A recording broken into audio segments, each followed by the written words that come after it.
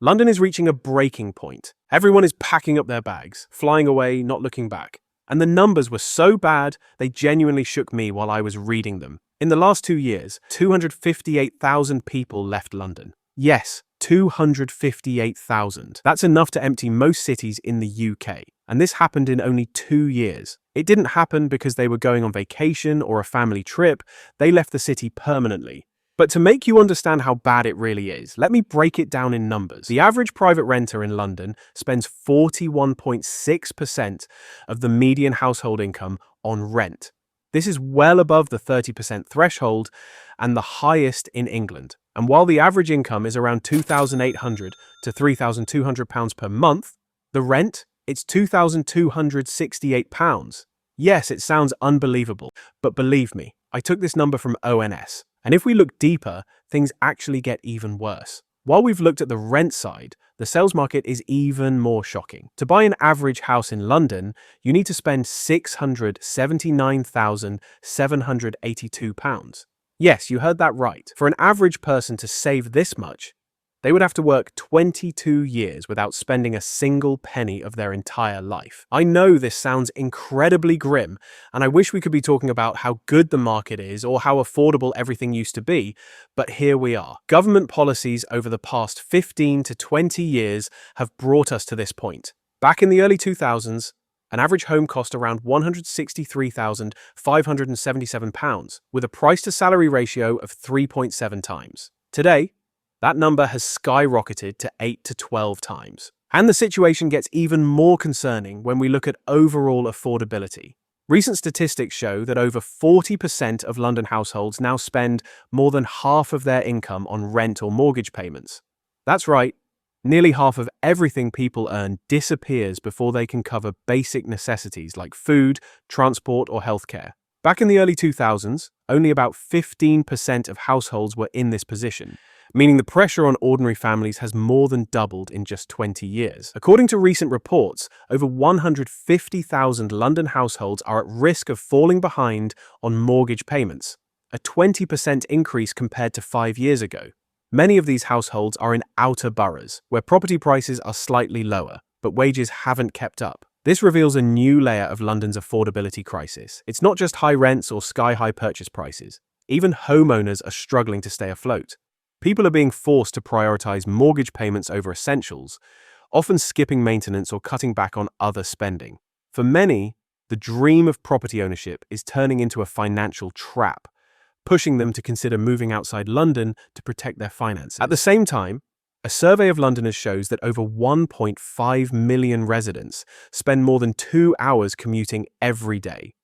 And 55% of those surveyed cited property costs as the main reason they are considering relocating. Long commutes combined with skyrocketing property costs are driving people away faster than any other factor. It's not just about affordability, it's about time, mental health, and quality of life. Many Londoners are choosing smaller towns or other UK cities where housing is more accessible and life is less stressful.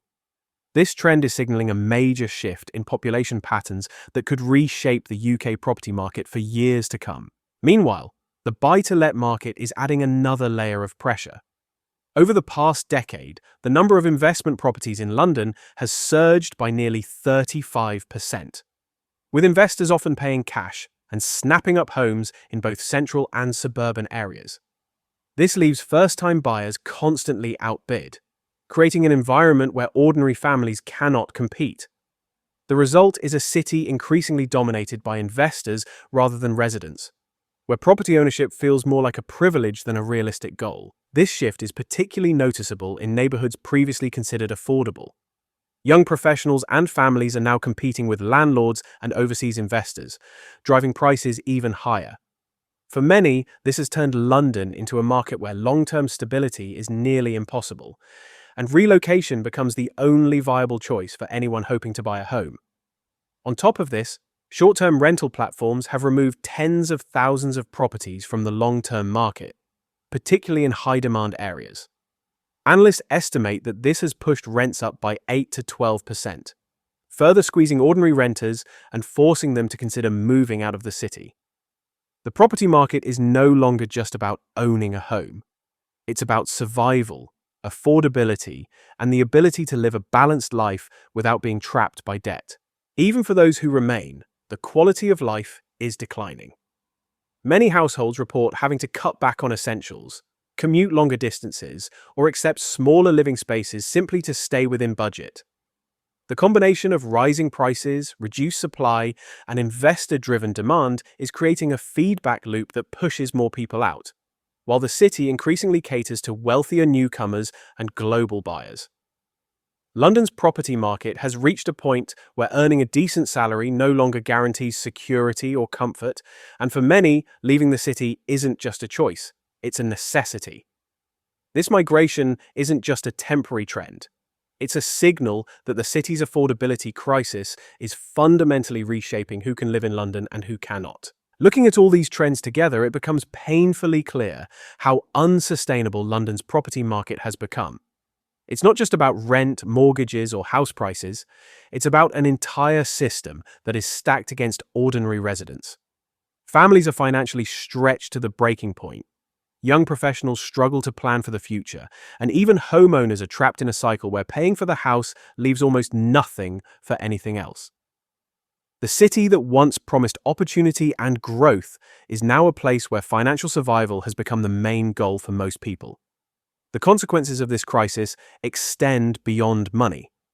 Long commutes, reduced living space, and constant financial stress are taking a toll on mental health, family life, and overall well-being. Many residents feel forced to make impossible choices, whether to compromise on housing quality, move far from their jobs, or leave the city entirely. London is losing its middle-class foundation, and with it, a sense of community and stability. The human cost of the property market crisis is just as significant as the financial one. Yet it often goes unspoken in mainstream discussions. So, what can the government do? If London is to remain a livable city, structural changes are urgently needed. Policies could include increasing affordable housing supply, implementing stronger protections for renters, and introducing measures that limit speculative investment from driving prices up. Without intervention, the market will continue to favor wealthy investors while ordinary residents are pushed out. The choices made by policymakers now will determine whether London can stabilize as a city where people can actually live and thrive, or whether it continues on a path of increasing inequality and mass migration. If you found this video useful and want to stay updated on London property trends, make sure to hit that subscribe button. Thanks for watching, and I'll see you in the next video.